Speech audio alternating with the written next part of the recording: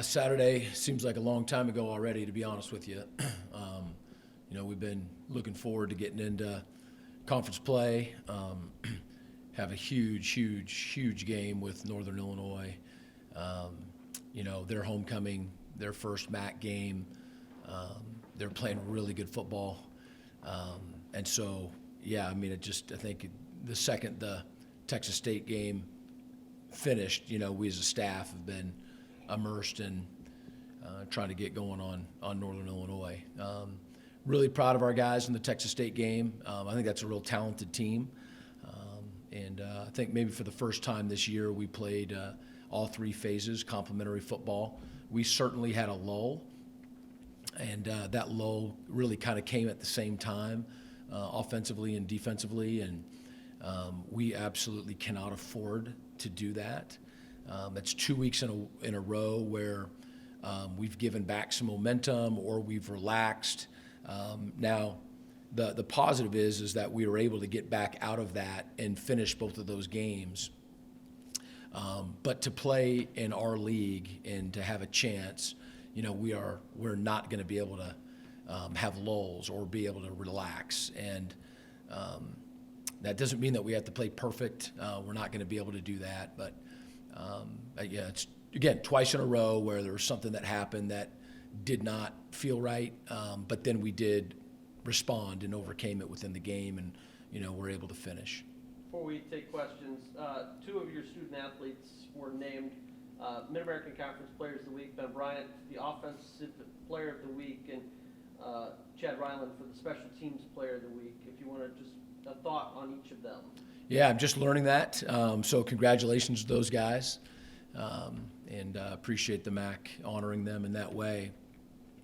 Ben, he's really playing well. He's still learning, our offense, but he's learning it quickly, and I think is doing a really good job. Our protection, was outstanding. I know you're going to hear from Dylan here in a little bit. Had a fantastic game. Our young guys did. Our Dylan and Haas, our returners, really, ran good routes and found some holes, in their secondary. Obviously, kept them honest with keeping the ball, on the zone read and had a big play there. So, really pleased with how he's playing. It's been good. And then Chad Ryland, I've said for a while now that between Jake Julian and Chad Ryland, those are two really, really good players, and they are excellent leaders. They take their craft so seriously, and everybody knows it. So, Chad had a big game, obviously, with the field goal and the extra points and taking kickoff responsibilities and all of those things. And so he's just going to be someone who's going to be a major factor for us from here on out. Dave, you want to open us up with questions? No, it was basically about Ben, and he just talked about it, so very good. Thanks. Okay. All right. Tom? Coach, I want to talk about your star quarterback, Dylan Drummond, and his ability to throw the ball and get it into the end zone. His ability to take a hit or avoid a sack. He did it all in one play, He caught it. He stepped out of the pocket. We give Bryson Cannon a lot of the credit on that play for sealing the line of scrimmage and just in the nick of time. And then, Dylan had someone in his face. I think it was technically a jump pass, put it right on the money to Thomas, and it was a lot of fun. You guys have put up some monster points, excluding the Wisconsin game. I know it's only been 4 games, but is this the best offense you've had yet? Oh, that's to be determined. That's definitely to be determined. We're running the ball well right now, and I think that our passing game is doing well as well. I don't know that we have seen MAC quality, MAC West, just MAC quality opponents yet. I just think that we're about to enter into let's see who we are stretch. So I think that's yet to be determined. I mean, we're confident. We're excited, about how things are going, but that remains to be determined. How did you feel about the non-conference schedule as it relates to setting you up to go into the MAC? Yeah, I mean, it was really 4 unknowns. We'd played UMass in my tenure twice. I think, was it 14, 15 maybe?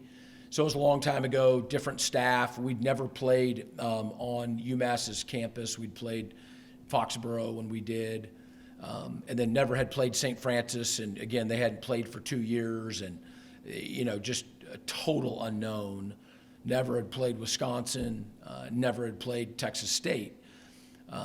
So we prepared for each of those as though we were, going to win, and wanted to work on all 3 phases of our game and to try to get better and to figure ourselves out.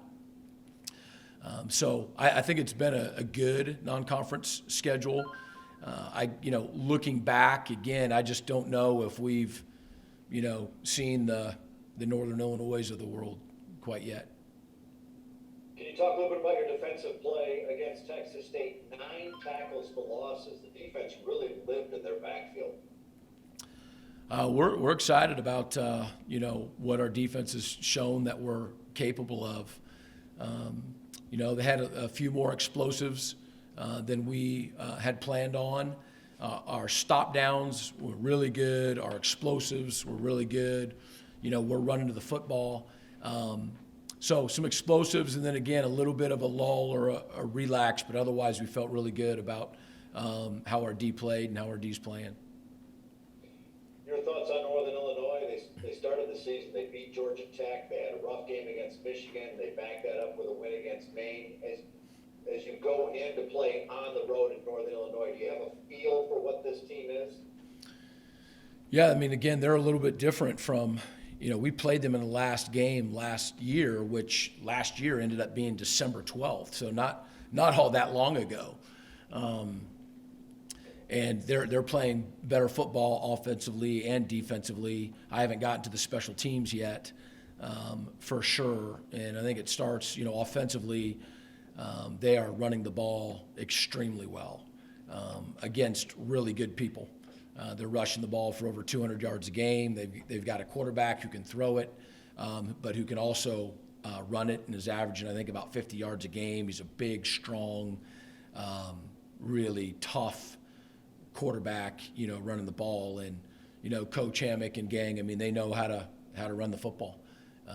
And, their play design, their creativity is always, schematically, it's always a challenge to figure out what they're going to do and how they're going to do it. And so they're rolling. And then now they've got wideouts that, they want to get the ball to and trying to figure out ways to get the ball to them because they're very, very good. So the offensive line is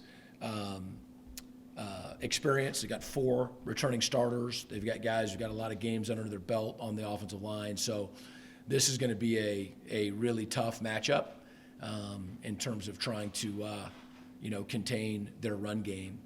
And then defensively, they've got a lot of people back on the defense and a little bit of a different look than what we played against, I would really even say the last 2 years. So we've got to make some adjustments offensively versus what we're going to be seeing versus their defense. But guys that really run to the ball not afraid, to put their secondary into some man situations. They like to crowd the box and stop the run, and they're good at it. Hey, Coach. Yep. Student athletes with you today, Dylan Drummond and Tariq Speights. Let's start defense first. Tariq, junior college kid that came in here, has done a phenomenal job for you, both on and off the field. You want to talk about his ability to, be a leader off the field as much as he's on the field?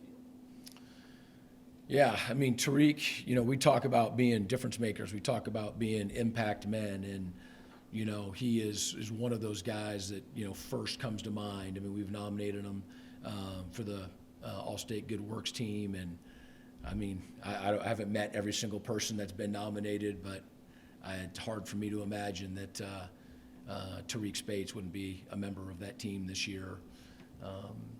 He has deep conviction, matched with, you know, an active passion. And so I think the combination of, you know, having convictions, things that he strongly believes in, with, again, just, I don't know, an active passion. I mean, he doesn't, it's not stuff that he just talks about intentionally and whatnot, stuff that he cares about, but he is a doer. I mean, he's a leader. He's involved on campus. He's involved off campus. He's involved with a slew of people, just, you know, student athletes in our conference, but then even outside of that, just very well connected in that way, and is a leader. So I'm super proud of the person he is and the impact that he is making on in our program, but in the community. And I'm just telling you, this guy is he's making the world a better place. On the field, I mean, he's super smart. I mean, he has been so driven. When he first got here, he had to get his body in shape, had to learn our system. He knows it inside and out. He's one of the guys that can run it. I mean, he's a player now. I mean, he, you know, all the things that he does, I mean, he loves football, you know, and wants to be great. So he's a huge part of our defense, and sure glad he's on our team.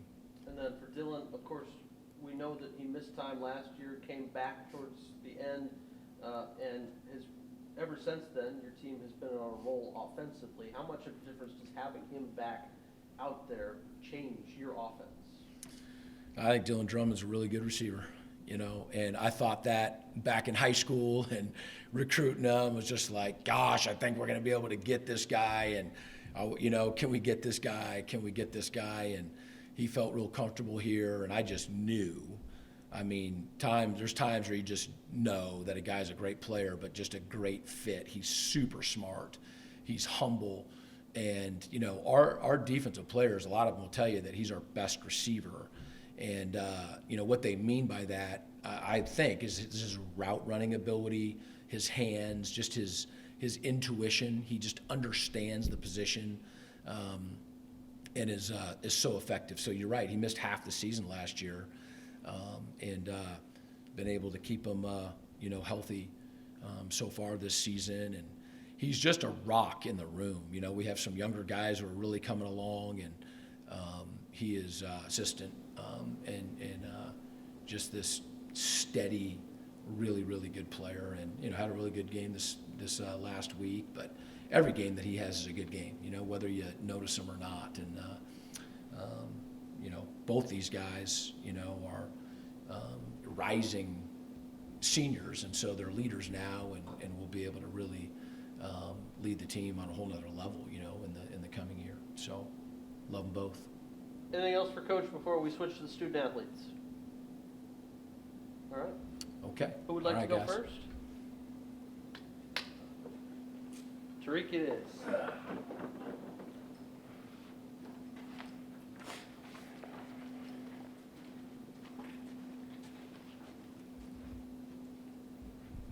Tariq, you hear Coach's comments about you off the field and on the field.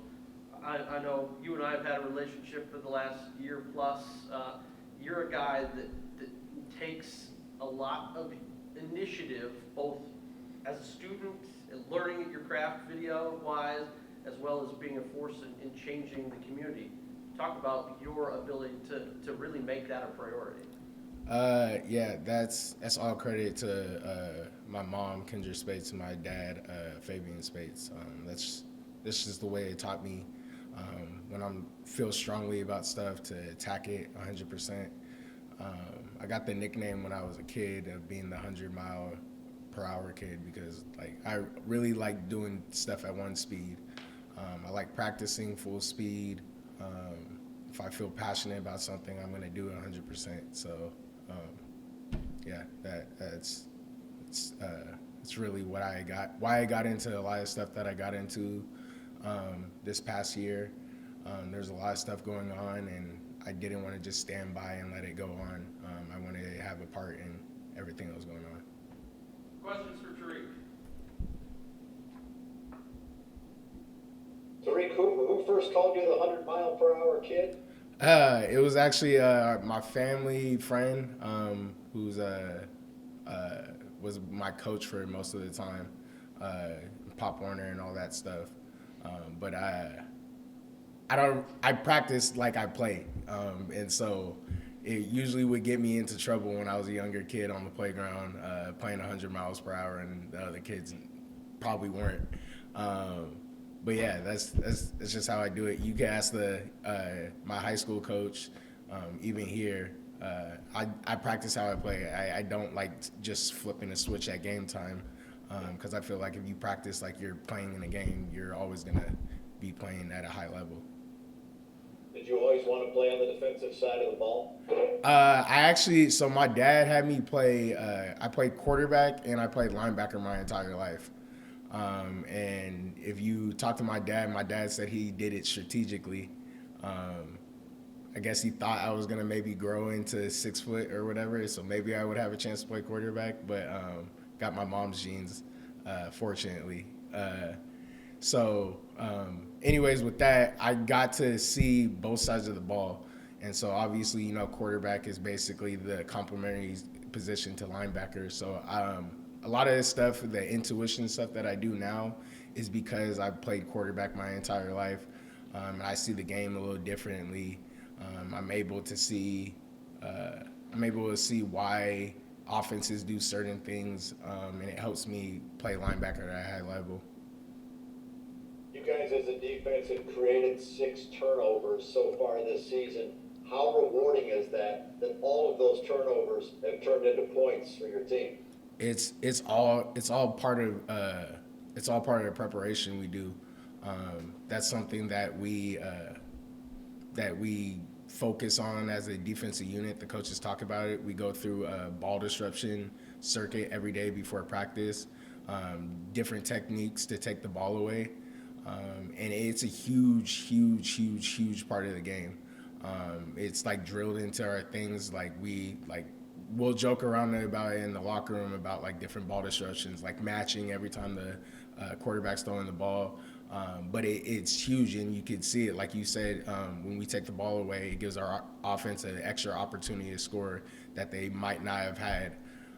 So we have a lot of people making a lot of effort to get that done. So it's really awesome to see our offense playing complementary football and putting the ball in the end zone, or a special teams unit getting the ball through the uprights when we take the ball away. Tariq, why were you guys so good last Saturday in getting into their backfield? 9 tackles for losses. You had a sack. What made you guys so effective defensively, and how does that need to translate into this week's game against Northern Illinois? Yeah, it's credit to Coach Nethery. He puts us in, Coach Nethery and the whole defense staff, they put us in great situations for us to make plays. And then it's just us executing those assignments, playing. Coach Nethery preaches it all the time to just do your job. So when you have 11 people doing their job, he puts us in great situations to make plays. And so it just happened this week that I think you said we had 9 TFL. That's just the product of us doing our job. We have a lot of people, Oren, Jose, I think Tariq got in the backfield. A lot of people who have just been working all summer. I'll talk about Tariq again. Tariq completely changed his body over this offseason to change his body, lower his body fat. I think he's at like 9% body fat, and he was at 16 at the beginning of our offseason training. So just seeing that, and he's a leader on our team, it's just a product of us since January working at it every day, the slow build, and I think we're getting to a spot where we're playing really great defense right now. Coach Creighton talked about it a little, and that lull of like kind of relaxing is definitely something we need to fix, and we will fix. And when we're up on a team, to stay up on a team and not give them any room to breathe. So. How good is Nethery at adjustments? It seems like he is always adjusting that defense as the game goes on, and it's kind of awesome to watch.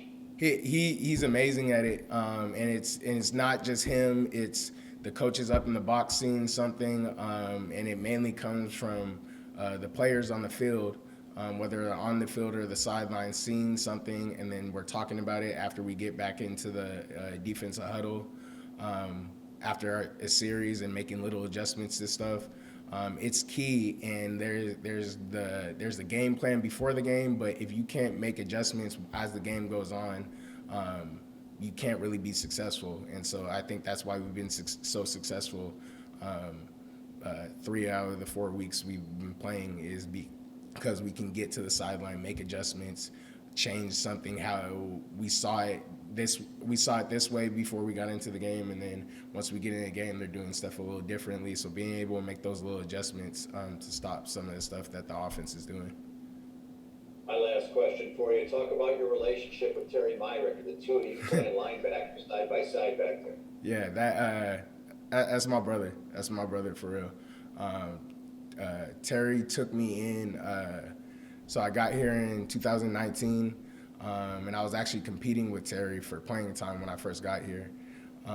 And something so great about this program, but specifically that linebacker room that I'm a part of, is that the person you're competing with is going to be the same person that's making sure you're in a position where you can take their spot. And that sounds really weird because most of football, most of sports or whatever is like, oh, I'm not going to help you out because I don't want you to take playing time. And that just doesn't exist here. So Terry did a lot of teaching me little things about our defense, about how I can do this and what he's learned and taking from his experience.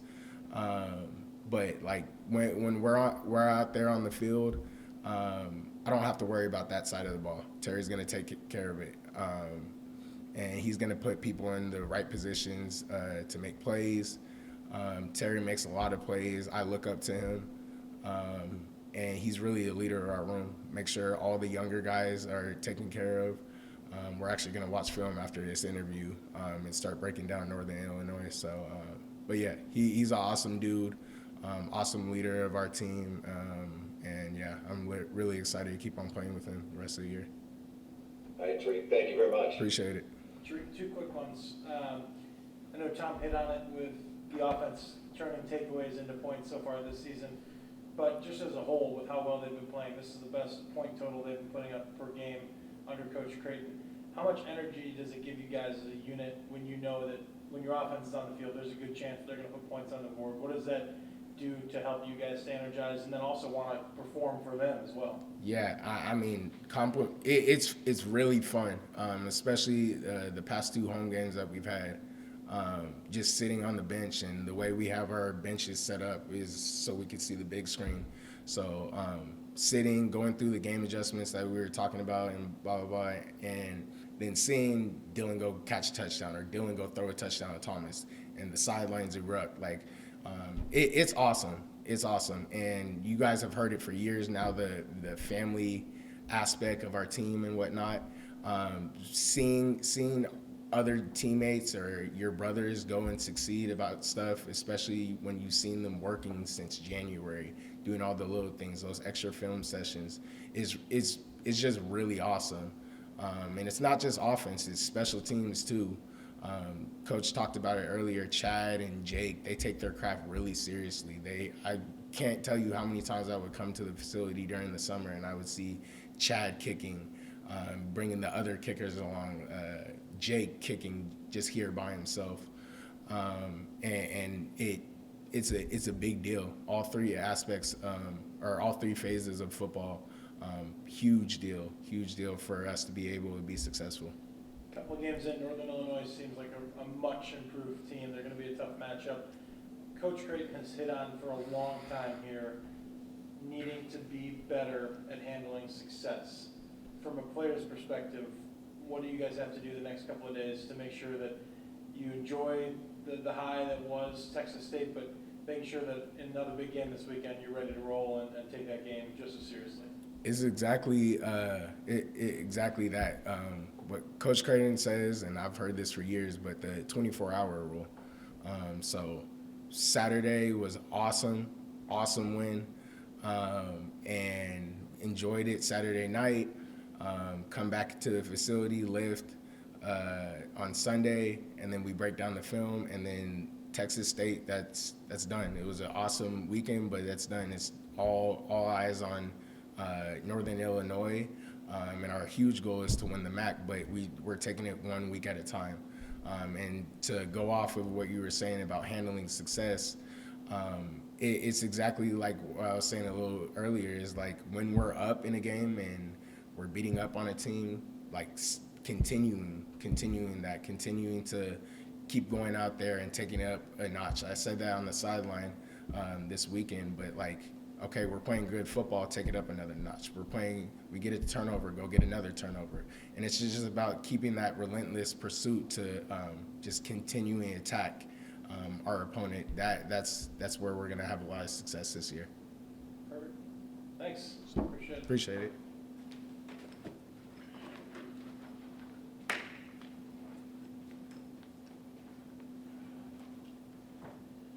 Dylan, we'll ask you to open up, similar to Tariq, your thoughts on the season thus far, and as you look back at this last weekend against Texas State, just your analysis of that game as well. Yeah, so first thing that comes to mind is just fun. It's always fun to win, obviously, and it's always fun to put up a lot of points as an offense.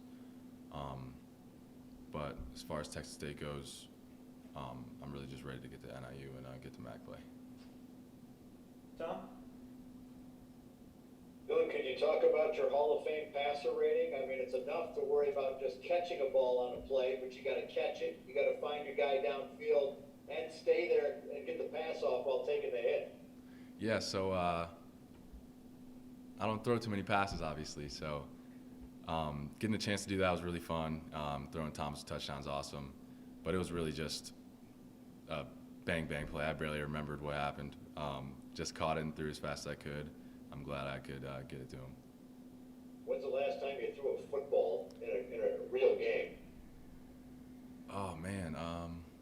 We might have done a trick play in high school. I don't really remember, though. Because my funny thing, my head coach texted me, my high school head coach, and he said we should have tried you out for quarterback. That was a good throw. You also caught a touchdown pass. How good did it feel to finally get a touchdown reception and get it in the end zone this season? Oh, I felt great. Most of that credit goes to the O-line and Ben. That was a perfect ball, right where it needed to be. And, yeah, it's exciting, and hopefully a lot more to come. Talk about Ben Bryant and what he's brought to this offense and what he's like to work with on a pass-catch connection. Yeah, Ben's a very good quarterback, smart guy. He has a really strong arm, and him and Preston together just made each other so much better as far as I've seen since spring ball. They're both really good quarterbacks, and it's an honor to be able to catch passes from two great quarterbacks. And being in a position like this where there are two quarterbacks that are both very good is something that I can't take for granted, because those two guys are really good. And Ben, like I said before, he's a really good quarterback, and I think now he's just really starting to get comfortable, and I think people can see that. And we can see it, so I think it's only up from here. What's it to be like in such a talented wide receiver room? There's obviously you and Haas, Westmoreland's in there now. You know, they brought in Dennis Smith and Ishawn Stewart. You got Fordham and Delso. It's a really talented group of receivers. What's that like to have that whole group together? Yeah, like you said, it is a very, very good room. But to have these guys, the young guys coming in and the transfers, everybody's just trying to better each other, and everybody's trying to learn. So you have a young guy like Delso or J.B. Mitchell, two guys that have 4 or 5 years left in their careers, and I'm watching them run routes, and I learn things from them while they learn the same things from me. We're always trying to better each other, learn from each other. And as far as the room goes, can't forget about Tanner Canoe. He's in our meetings every single day. Obviously, he's out injured right now, but that's not stopping him from helping people and teaching people. So we're watching film, and he's giving us his thoughts and his how he sees it, and I think that really helps too, because we have a good group of leaders in that room. What was that like for you last year to come back from injury, get some playing time, but finally get into a normal season, full schedule, and I assume you're 100% healthy now? Yes, I am 100% healthy now, and coming back last year, it was obviously really exciting, but looking back on last season and the 3 games I got to play in, didn't really play like myself, didn't really feel like myself. That was the first time I'd ever missed a game in my career, those first 3 games. So it was a little tough, but coming back was fun. It was exciting just to get back on the field. But after the season, looking back on it, I just realized I needed to improve a lot and get myself healthy. So I'm glad I could do that in the off season, and getting into a regular season healthy is that was the goal, and I'm happy I could do that, stay healthy throughout camp and whatnot, and hopefully just stay healthy throughout the rest of the season. Special teams wise, you're looking forward to trying to pop one here in the near future? I mean, they don't give you a lot of opportunity to get free with the ball. They're almost like they're trying to keep it away from you. Yeah, punt return's fun, and I am looking to pop one soon. I think it'll happen. I've done punt return. It's not that fun. Yes, a lot of people say it's the hardest position on the field, but I think as long as you're back there, you're confident, it's not too bad. What's going to be some of the challenges with this Northern Illinois defense? I know it's early in the week and you guys are just getting into the prep, but as you look at their defense, what are going to be the challenges? Yeah, like Coach said, and like many people have said, they're a way different team and a better team than last year. As far as a challenge, just like any week, you're going to have all the challenges of what are they going to play. They, like Coach said, they're not quite the same as they have been, but I'm ready for any challenge of whatever they want to bring, whether that's quarters, man, playing one high and going cover 3. So I'm ready for it all. Thank you, Dylan. I appreciate it. Thank you.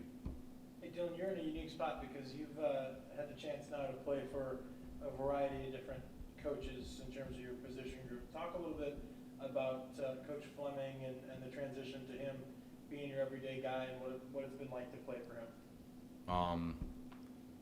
Coach Fleming's a great person, first of all, before it even goes to coaching. He's a great person. He's a great man. And something that he does that he thinks is important, and I agree that it is important, is he teaches us in the receiver room to be great men, not just to be receivers. So that's something that's really important to him, and I think that just speaks to who he is as a person.